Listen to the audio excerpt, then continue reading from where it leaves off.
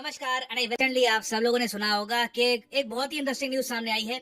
Asian athletics championship जो host कर रहा है थाईलैंड की सरकार ने ये डिसाइड किया कि सिंस हम एक इतना बड़ा इवेंट होस्ट कर रहे हैं जहाँ पे इंडिया, पाकिस्तान, चाइना, नेपाल, पूरे एशिया से टीम आएंगी ना, तो इस इवेंट के जो मैस्कॉट हैं ये होंगे लॉर्ड हनुमान। जी हाँ, हनुमान जी को इन्होंने एशियन एथलेटिक्स चैंपियनशिप का मेन मैस्कॉट बना दिया। और यहाँ पे आप देख पाएंगे ये है इमेज। अब यहाँ पे आप ऑफ कोर्स एक क्वेश्चन प्रेजेंट करेंगे कि थाईलैंड में हनुमान जी को ऐसे डिपिक्ट क्यों किया जाता है। तो इस वीडियो में मैं आपको बताऊंगा कि थाई कल्चर में किस तरीके से हिंदू इन्फ्लुएंस आपको वेरियस जगह पे दिखेगा। इनकी रामायण में भी आर्ट फॉर्म अलग कैसे होती है, बहुत कुछ यहाँ पे आपको जानने को मिलेगा।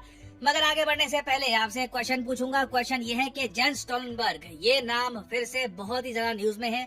आपको बताना है कि जेंस स्टोलनबर्ग इनमें से किस संगठन को हेड करते हैं। ये है यहाँ पे आपकी ऑप्शंस, G20, नेटो, SCO या फिर बिम्स्टेक। कमेंट सेक्शन में करिए उत्तर, सही आंसर आपको मिलेगा वीडियो के एंड में। ओके, हिंदुइज्म की अगर हम बात करें तो दुनिया भर में ज्यादातर स्कॉलर्स, रिसर्चर्स ये बात एक्सेप्ट करते हैं कि हिंदुइज्म दुनिया का ओल्डेस्ट रिलीजन है। और हिस्ट्री में एक ऐसा टाइम भी था जब हिंदुइज्म का इन्फ्लुएंस अफगानिस्तान से लेकर ऑल द वे फिलीपींस तक था। और यहाँ पर आप नोटिस कर पाओगे इवन थाईलैंड में भी हिंदुइज्म का बड़ा इन्फ्लुएंस था। एक टाइम पे एक समय था जब थाईलैंड में लिटरली एक हिंदू एम्पायर राज कर रहा था। यहाँ पे मैं बात कर रहा हूँ खमेर एम्पायर की। इसके बारे में आप पढ़ोगे तो आपको पता लगेगा कि इनकी रूट्स हिंदुइज्म से जुड़ी हुई हैं। बाद में ये बुद्धिज्म की तरफ भी बढ़ गए। एक टाइम तो खैर ऐसा आया था कि पूरा India he, majority of India he Buddhist हो गया था। तो इसका इम्पैक्ट कहीं ना कहीं थाईलैंड पे भी आया। तो खमेर एम्पायर आप कह सकते हैं एक हिंदू बुद्धिस्ट एम्पायर था और इन्होंने थाईलैंड पर लंबे समय तक राज किया। इवन 1300 AD तक ये एम्पायर थाईलैंड में बना रहा था। ना सिर्फ थाईलैंड में, आसपास के देशों में भी इनका राज था। ऑफ कोर्स 1300 के आसपास आपको पता होगा चाइना में चंगेज खान अटैक कर रहा था, मंगोल रशिया तक पहुंच गए थे, इंडिया में थी दिल्ली सल्तनत। तो ऐसे टाइम में भी थाईलैंड में एक हिंदू लीडरशिप थी और इसका इम्पैक्ट आज भी मॉडर्न डे थाईलैंड में आपको दिखेगा। थाईलैंड में आज के समय आप अगर देखो तो जो मेजोरिटी इनकी पॉपुलेशन है वो फॉलो करती है बुद्धिज्म। मगर आप थाईलैंड का एम्बलम देखोगे ना, वहाँ पे आपको मिलेगा गरुड़। गरुड़ आप सबको पता होगा विष्णु जी की सवारी है। यहाँ पे आप नोटिस कर पाओगे ये इंडिया का एम्बलम है और ये यहाँ पे आप देख पाओगे ये है थाईलैंड का एम्बलम। उसके अलावा इनकी जो कैपिटल है बैंकॉक, उसके बिल्कुल साथ में इनकी एक बहुत ही इंपॉर्टेंट सिटी है जिसका नाम है अयोध्या। ये इनकी बहुत ही पुरानी सिटी है, काफी बार इस सिटी पे अटैक भी हो चुका है और इस सिटी का नाम भी आप समझ सकते हैं अयोध्या के नाम से रखा गया था। तो रामायण महाभारत का इन्फ्लुएंस थाईलैंड के कल्चर में आप बहुत जगह देखोगे। इवन फॉर एग्जांपल यहाँ पे आप देख पाओगे जब इंडिया में महाभारत पर एक रीमेक सीरीज बनी थी, उसको भी थाईलैंड के लोगों ने बहुत पसंद किया था। थाईलैंड में ये सीरीज डब हुई थी और आप लोग जान के हैरान होंगे जब इस सीरीज के जो एक्टर्स थे ये थाईलैंड में गए प्रमोशन के लिए, सीरीज की प्रमोशन के लिए, उनका ऐसा भव्य वेलकम किया गया। इतने सारे फैंस वेट कर रहे थे सीरीज का। और उसके अलावा यहाँ पे आप देख पाओगे ये है थाईलैंड की रामायण आर्ट। इस तरीके से आप कह लीजिए साउथ ईस्ट एशियन कल्चर में ये रामायण को प्रेजेंट करते हैं। एक्चुअली ये अपने यहाँ अपने देश में रामायण को रामायण कहते भी नहीं है, इनके यहाँ अलग ये लोग वर्ड यूज करते हैं, ये कहते हैं रामाकियन। और ये थाईलैंड ने एक्सेप्ट कर रखा है एज देयर एपिक। तो सिंस इस कंट्री पर हिंदुइज्म का इतना बड़ा इन्फ्लुएंस है, इवन दो कंट्री की जो मेजोरिटी पॉपुलेशन है ये बुद्धिज्म फॉलो करती है, तो जब इनको एशियन एथलेटिक्स चैंपियनशिप होस्ट करने का मौका मिला तो इन्होंने होस्ट भी बनाया लॉर्ड हनुमान को। अब ऐसे मैं हल्का सा आपको बता दूं एशियन एथलेटिक्स चैंपियनशिप के बारे में। सिंस ये एथलेटिक्स चैंपियनशिप है, यहाँ पे आपको फुटबॉल, हॉकी, उसके अलावा इवन क्रिकेट ये सब नहीं मिलेंगे। यहाँ पर प्राइमरली फोकस होगा ट्रैक एंड फील्ड स्पोर्ट्स पर, मतलब के भागना, जंप करना, थ्रोइंग इवेंट्स, इसी की बहुत सारी वेरिएशन आपको मिल जाएगी। 100 metre race, 200 metre race and so on. और इंडिया की तरफ से 50 से ऊपर एथलीट्स पार्टिसिपेट करेंगे इस बार एशियन एथलेटिक्स चैंपियनशिप में। अगर आप सोच रहे हैं कि सिंस ट्रैक एंड फील्ड यहाँ पे है तो जैवलिन थ्रो भी इसका पार्ट होगा और फिर नीरज चोपड़ा भी यहाँ पर गए होंगे, तो इसका आंसर है नहीं।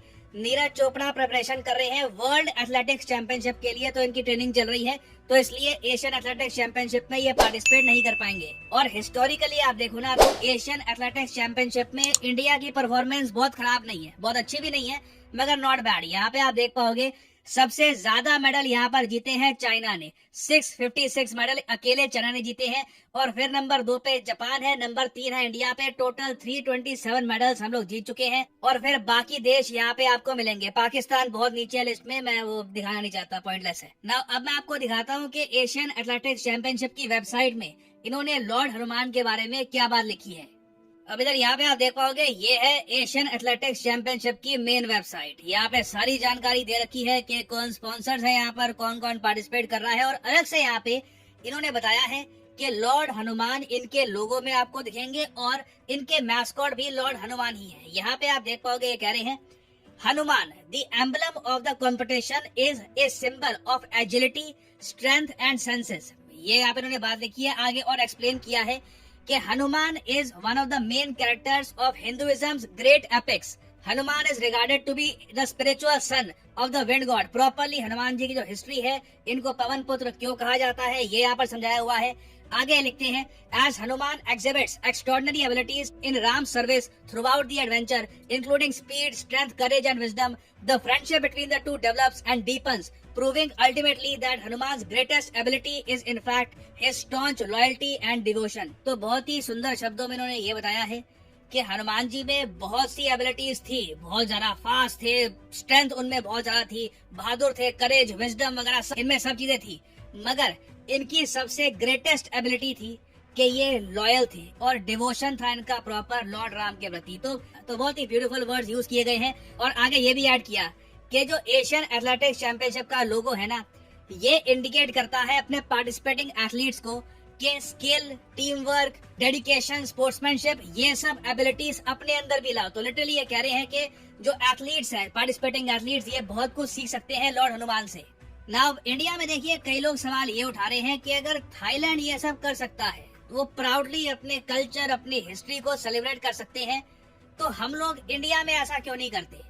इंडिया में जो स्पोर्टिंग इवेंट्स होते हैं, वहाँ पे आप देखोगे ज्यादातर जो हमारे मैस्कॉट होते हैं, उनका कोई बहुत ज्यादा गहरा रिलेशन नहीं होता हमारे कल्चर से। फॉर एग्जांपल 2010 में जो कॉमनवेल्थ गेम्स हुए थे, तो वहाँ पे मैस्कॉट ये था, ये आर्बिट्ररी टाइगर है, इसको एक नाम दे दिया गया शेरा, जबकि टाइगर है तो शेर क्यों कहोगे आप। बट एनीवे, तो क्वेश्चन यहाँ पर ये उठता है कि जब बाकी कंट्रीज ये सब कर रही है, तो इंडिया में हमें ऐसा क्यों नहीं करना चाहिए। तो यहाँ पे सिंपली मैं आपसे पूछूंगा एक क्वेश्चन, सिंस ये सोशल मीडिया पे क्वेश्चन और डिस्कशन काफी हो रहा है आज के समय, कि इंडिया में कल को स्पोर्टिंग इवेंट्स होते हैं, तो हमारे यहाँ देखिए हिंदुइज्म में इतने सारे एग्जाम्पल्स आपको दिखते हैं जिनसे एथलीट्स इंस्पिरेशन ले सकते हैं, उन्हें हम लोगो मैस्कॉट में इंक्लूड क्यों नहीं करते। तो लिखिएगा इसके बारे में कमेंट सेक्शन में, आपके हिसाब से ऐसा करना चाहिए, नहीं करना चाहिए। आप एक आर्ग्यूमेंट ये भी दे सकते हैं कि इंडिया में देखिए लॉर्ड हनुमान को पूजा जाता है, he is a literal God, तो ऐसा ना लगे कि हम अपना जो रिलीजन है ये प्रमोट कर रहे हैं, जबकि थाईलैंड में लॉर्ड हनुमान की कल्चरल वैल्यू ज्यादा है, वहाँ पे उनको पूजा नहीं जाता है इतना। मंदिर आपको लॉर्ड हनुमान के इतने नहीं मिलेंगे, मगर कल्चरली उनको बहुत ज्यादा प्रिय है लॉर्ड हनुमान। तो लिखिएगा इसके बारे में कमेंट सेक्शन में, मैं जानना चाहूंगा आपके ओपिनियन। नाउ फाइनली वापस आते हैं क्वेश्चन की तरफ कि जेंस स्टोलनबर्ग ये आजकल न्यूज में है, ये इनमें से किस ग्रुप को हेड करते हैं। तो सही उत्तर यहाँ पे है ऑप्शन बी, नेटो। 10 साल से ये आर्मी नेटो चला रहा है और अभी भी इनका सक्सेसर नेटो नहीं ढूंढ पा रहा, तो इसलिए 1 साल का एक्सटेंशन मिल चुका है जेंस स्टोलनबर्ग को। 11 साल तक ये नेटो को लीड करेंगे। इसी नोट के साथ ये है वीडियो का अंत। Thank you for